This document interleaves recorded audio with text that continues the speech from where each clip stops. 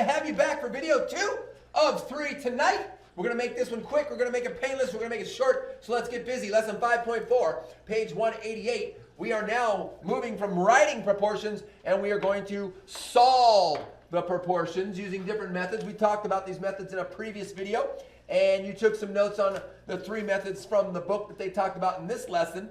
Our essential question: what are the methods for solving proportions, and which method is best? We really want to talk about that in class tomorrow. Please remind me. All right, so you took notes on the 3 methods. Those methods that were listed in the book were the mental method, the multiplication property of equality, which to me, both of them are the same. You can't do it mentally if you can't see which numbers are multiplied to get another number. And then, of course, there's the cross products. We could make unit rates if we really wanted to, but we're just going to use the ones that they show us, mostly because I'm just going to tell you right up front. Cross products is going to be your go-to. It's going to be your go-to most of the time because they're not going to give you very many simple, easy ones that you can do mentally using compatible numbers and properties of the multiplication properties of equality.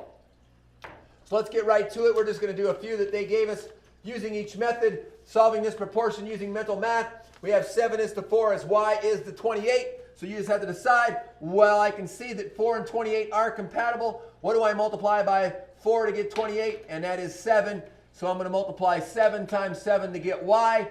7 times 7 is 49. So y is 49. And then we go to the next one. 12 is to x as 3 is to 1. And we say to ourselves, well, I could divide 12 by 4. Divided by 4 gives me 3. What divided by 4 gives me 1? Well, I know that's 4, so x has to equal 4. So you can use division, or you could go the other way and say, what did I multiply by 3 to get 12? I multiplied by 4, so 1 times 4 would give me 4. Either way, the answer is 4. You can use division. You don't always have to use multiplication. Moving right along, using that multiplication property, to me it's the exact same as mental, because we sit there and we say, hey, again, what do I multiply by 3 to get 12, or what do I divide by 12 to get 3? Either way, it is 4. And you can either say, well, what divided by 4 is 5, or what times 5, or 4 times 5 is what? Either way, your answer is 20. And this one's not super duper easy. 8 is to 1 as 28 is to x.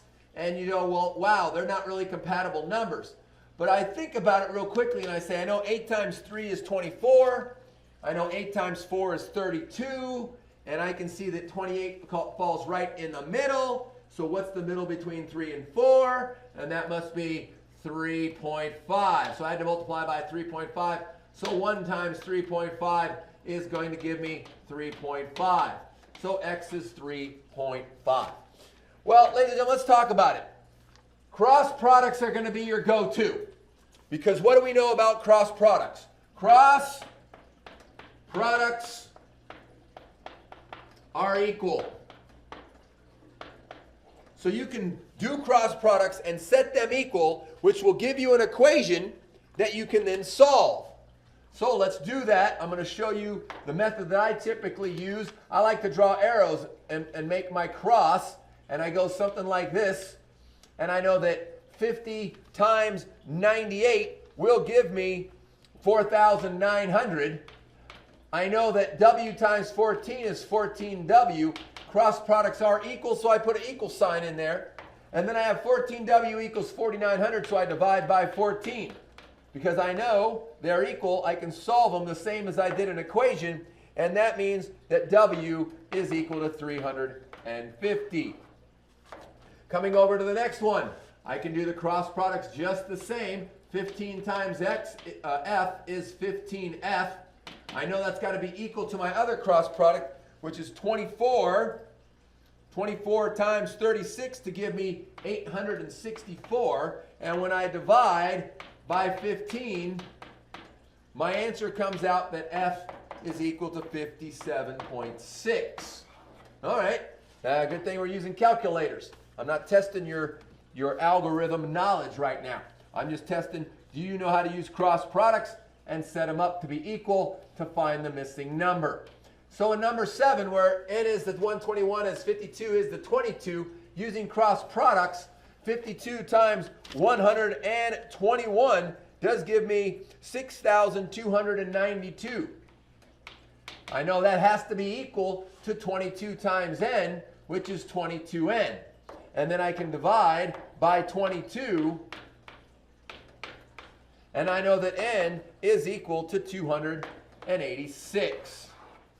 And lastly, on this video, we have 2 is to 34 as 5 is to y.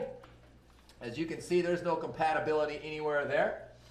Some people would recognize that 2 times 2.5 will give me 5, but most people don't like to multiply by decimal. So we say to ourselves, 5 times 34, 170. That has to be equal to 2 times y, which is 2y. And then when we solve, we divide by 2, and so y is equal to 85. All right, let's go on to our quick write number 2. Solve the proportion, describe the method you use, whether it's mental math, multiplication, property of equality, or cross products, and explain why you use that specific method. Write down the proportion. When you're done, take a break, get a quick drink, a snack, come back and see us for video.